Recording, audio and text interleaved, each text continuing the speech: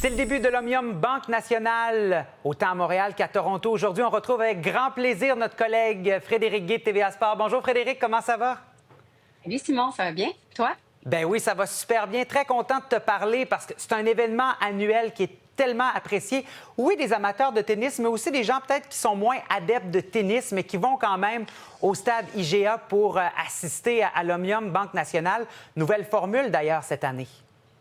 Une formule un peu sur les stéroïdes, je me plais à dire. Normalement, ça dure une semaine, là, ça dure 12 jours. Et il y a 40 joueurs et joueuses de plus avec leur entourage et leur famille et leurs amis. Alors, ça va paraître rapidement, je crois, sur le site, autant à Montréal qu'à Toronto. Je vous rappelle que cette année, ce sont les hommes qui sont à Toronto et les femmes qui sont à Montréal.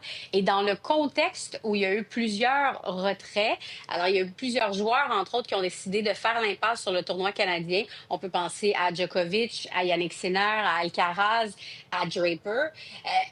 Au moins chez les femmes, entre guillemets, à Montréal, il n'y a que Sabalenka qui a décidé de ne pas venir. Surtout là, dans les gros noms, la numéro 1 mondiale, elle est un peu fatiguée. On la comprend. Elle joue beaucoup de tennis ces jours-ci. Mais les Coco Gauff, les Iga Swiatek, les Jessica Pegula, évidemment aussi, je vous dis, retenez ce nom, Mira Andreeva. Vous allez apprendre à la connaître si vous ne la connaissez pas déjà. Une jeune Russe de 18 ans, elle est hyper attachante. Et que dire de celle qu'on voit à l'écran en ce moment, les Canadiennes. Alors, on a Vicky Mboko, elle aussi, vous allez apprendre à la connaître, 18 ans à peine, la Canadienne. Et elle fait déjà parler d'elle énormément. Elle était au-delà du top 300 il y a de cela un an. Elle est maintenant 88e au monde. Vous avez vu Bianca Andreescu qui sera, elle qui vient tout juste de gagner la Coupe Hopman pour le Canada, et Leila Fernandez qui n'est toujours pas arrivée à Montréal, Simon, parce qu'elle dispute actuellement le tournoi de Washington et qui dit qu'elle n'est pas arrivée, dit que ça va très bien pour elle. En fait, elle va faire la demi-finale. Oui, exactement. Elle va faire la demi-finale aujourd'hui contre Elena Rybakina, la Kazakh. Donc, espérons que son parcours se poursuive et qu'elle arrive en retard à Montréal. Ça voudrait peut-être dire qu'elle a mis la main sur un titre, mais dans le cas de Leila, elle est 36e au monde. Et vous le savez aussi, il y a Eugénie Bouchard, entre autres, qui va être sur le terrain pour son dernier parcours. Alors, est-ce que ce sera un match, deux matchs, trois matchs? Qui sait, va-t-elle gagner l'édition?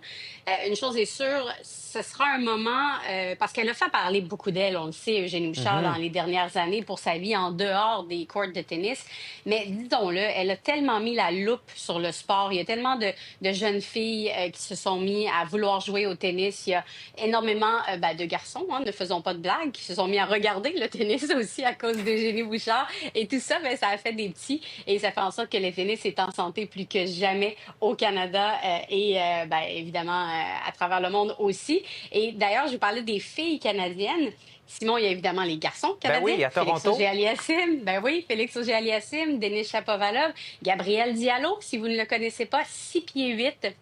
Avec la coupe de cheveux rendu le blond jaune serin, mais silencieux, efficace, qui a failli battre Taylor Fritz, le 4e joueur mondial à Wimbledon, il y a de cela quelques semaines. Il l'a poussé dans une 5e manche. Alors vraiment, ce sera beau à voir. Il y a Vasek Pospisil, lui aussi, qui va prendre sa retraite à Toronto. Alors, on va les suivre. Dans le cas de Félix, d'ailleurs, je veux juste... moi, en passant que je parle de tennis, je m'arrête pas, je mets même pas de points à mes phrases. Quand Félix s'est amené l'année passée au tournoi à Montréal, évidemment, il revenait des Jeux de Paris. Il y a tout ce qui tourne médiatiquement autour de lui à Montréal.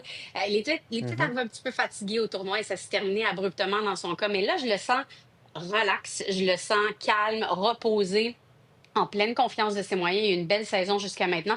Alors, qui sait, à Toronto, il pourrait peut-être se rendre loin.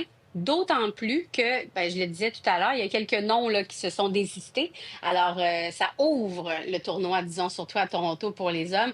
Et à Montréal, ce sera un petit peu plus relevé pour tous et chacune, mais on ne sait jamais. C'est le tournoi de toutes les surprises aussi, Montréal. Bien, exactement. Et tout à l'heure, on parlait météo et je voyais le tableau long terme parce que tu n'es pas à ton premier Omnium Banque Nationale. Il y a toujours un peu de pluie. Mais là, je voyais les 7 prochains jours, presque 100 gouttes de pluie à Montréal. Est-ce que tu as mis le chapelet sur la corde à linge? En tout cas, moi, je me concentre sur les prochains jours où il va y faire humidex jusqu'à 40. Alors, j'avais une pensée égoïste pour moi-même qui me disait, mon Dieu, je vais avoir chaud, le fond de teint va couler. Mais il faudrait peut-être que je pense aux joueuses qui vont, elles, être sur le terrain. Et Dieu sait que la façon que le stade est configuré, c'est, tu sais, quand on dit îlot de chaleur, là, c'est îlot de Ouais. chaleur, là aussi sur les stéroïdes. Alors, j'ai vraiment une pensée pour la santé des joueuses, là. Elles vont sûrement prendre plusieurs pauses d'hydratation, ça, c'est sûr. Mais oui, effectivement, on peut pas se plaindre du beau temps. C'est ce qui rend l'événement tellement agréable. Quoique même quand il pleut, hein, il y a tellement des fans finis de tennis que Ben ça oui. met une ambiance particulière là-bas et ils sont tout simplement patients en attendant la reprise du jeu. Mais oui, pour l'instant, on va toucher du bois. Tout fonctionne bien côté météo. Je passe la commande à Anne-André pour que ça demeure comme ça pour les 12 prochains jours. Frédéric, toujours un plaisir. Merci beaucoup et bonne couverture à TVA Sport. On se reparlera certainement cette semaine. Ça commence demain. Bye bye.